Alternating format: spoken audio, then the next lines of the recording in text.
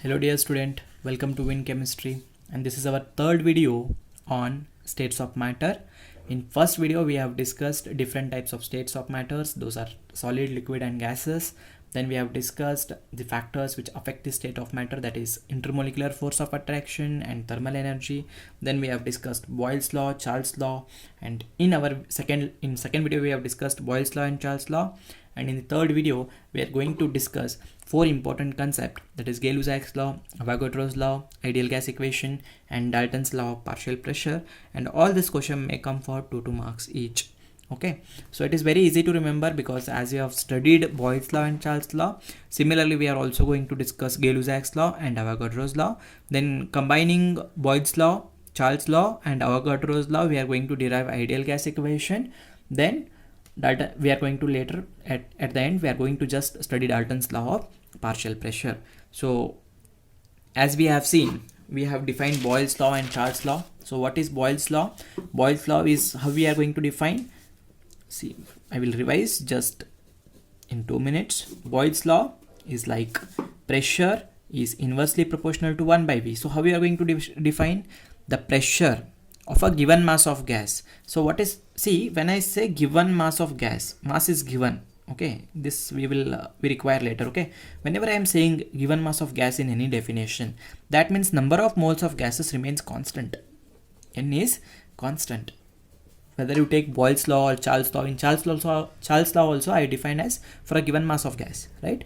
In Boyle's law also I say for a given mass of gas, that means what? N is remaining constant.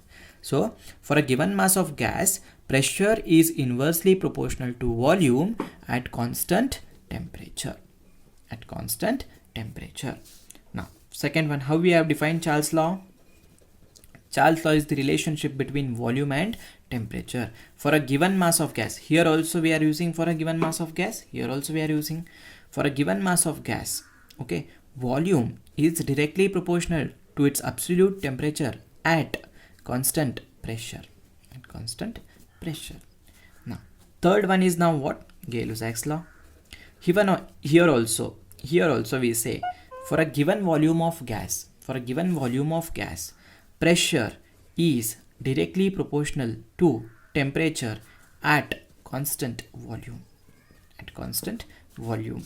So now, similarly, as we have derived this one, Boyle's law and Charles law, pressure is directly proportional to T. So pressure is equal to K into T. For two different conditions, P1 is equal to K into T1, and for the other condition, P2 is equal to K into T2. Now P1 by T1 is equal to K, whereas P2 by T2 is equal to K.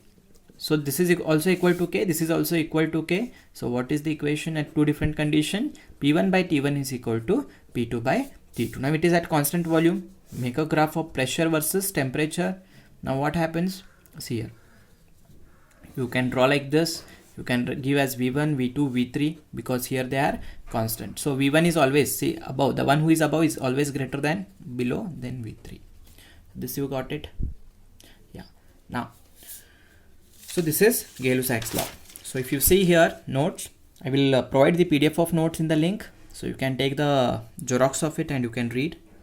So I have made every statement, every definitions and concept very simple way. See here, the pressure of a given mass of gas is directly proportional to the absolute temperature at constant volume. So under two different conditions, this is the case. Graphical representations we are giving like this. And why we are calling this as isochore? This graph is called as isochores because here we are keeping volume as a constant. If I keep pressure as a constant, where I am keeping pressure as a constant? In Charles law. So that time whatever graph I am drawing, I call that graph as isobar.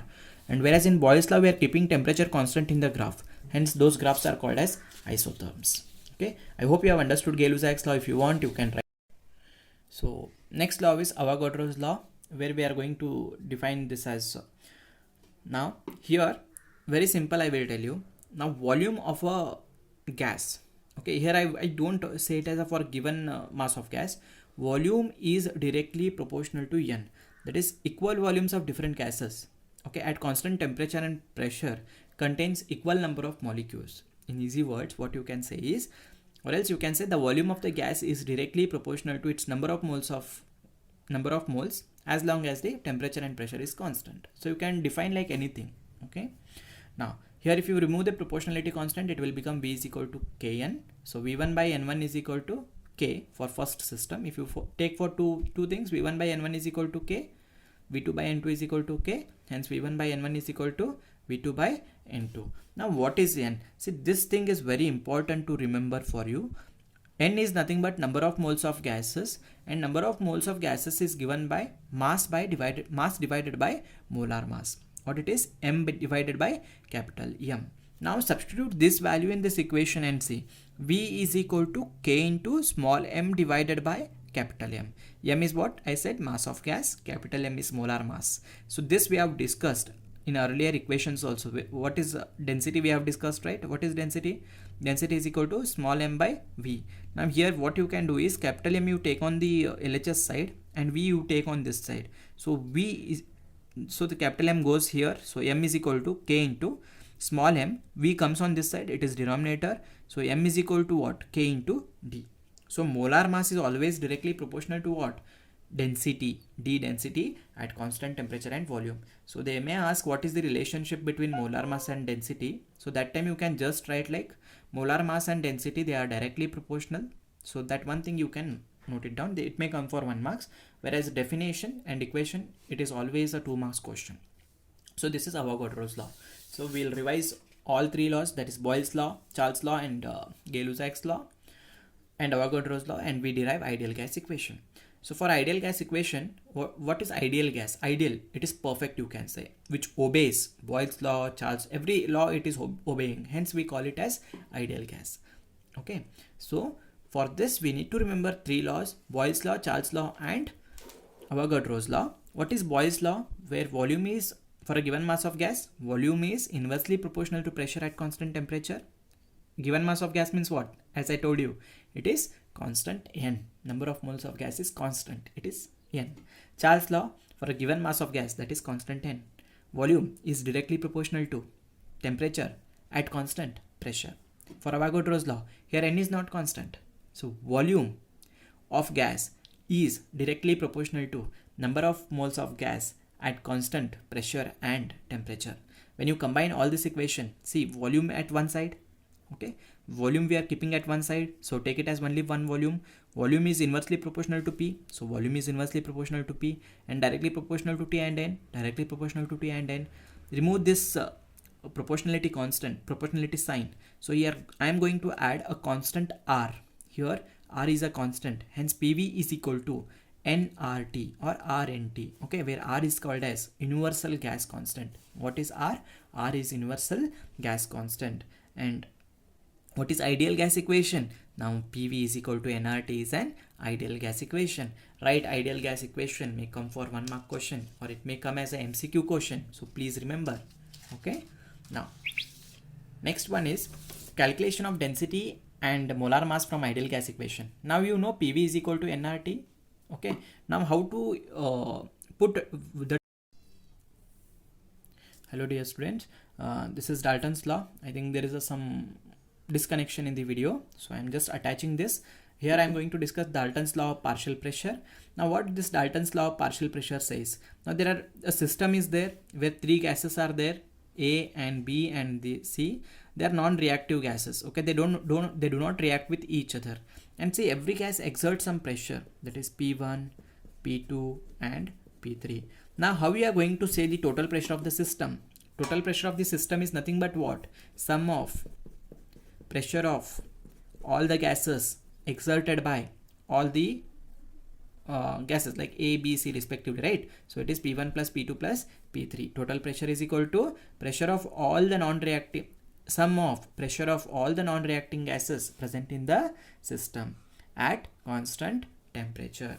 At constant temperature. So if you see the definition, the total pressure exerted by a mixture of a non-reacting gases is always equal to sum of the partial pressure of all the component gases at constant temperature. You can define in your own words because you have understood now. So total pressure of a system, okay, total pressure exerted by non-reacting components of a system is equal to the sum of pressures exerted by each of the gases at constant temperature. No, it is not necessary that you should copy from this. Okay, so definition, you make it perfect, and down there is one relationship between partial pressure of gas and its mole fraction. Okay, that I will explain you here on this derivation, but I don't think this will come for your examinations. Okay, now here you have to use ideal gas equation. I have told you what is an ideal gas equation. Ideal gas equation is nothing but PV is equal to nRT. So you take P on one side, because we are focusing on pressure. So take pressure here. What is pressure? Pressure is equal to nRT divided by V. So for, I told you, right, there are three reacting gases. For example, there are A, B, C. Now how you are going to find out pressure for each? So for one, now for A, pressure of 1 you can say as N1 RT by V. For P2 it is N2 RT by V. Then P3 it is N3 RT by V. Now suppose if you add all these three, okay, add all these three, RT by V is common. So what will happen? See here, RT by V is common. Then what is left out? N1 plus N2 plus N3. Now divide. See, on dividing P1 by P total, you get what? Whatever you want now. P1 by P total, when you divide, you will get N1 by N1 plus N2 plus N3. Now this is nothing but your mole fraction, that is X. Now N1 by N1 plus N2 plus N3 is mole fraction of 1. If it is N2 by N1 plus N2 plus N3, it is mole fraction of 2. If I write N3 divided by N1 plus N2 plus N3, it is mole fraction of 3. Now X1 is equal to N1 plus N2 plus N3. Now it is equal to what? It is nothing but P1 by P total. So P1 is equal to X1 into P total, where X1 is called as mole fraction of the first gas. Very easy to remember is what? See, partial pressure of 1, mole fraction is, see, mole fraction is equal to, mole fraction of first gas is equal to P1 by P total. P1 by P total. Mole fraction of second gas is equal to P2 by total pressure. Mole fraction of third gas is equal to P3 by total pressure. So no need to write all those things. Only if you remember this also, that is enough. Okay. So this is what Dalton's law of partial pressure. So far what we have discussed in all these three videos, how these gaseous molecules have been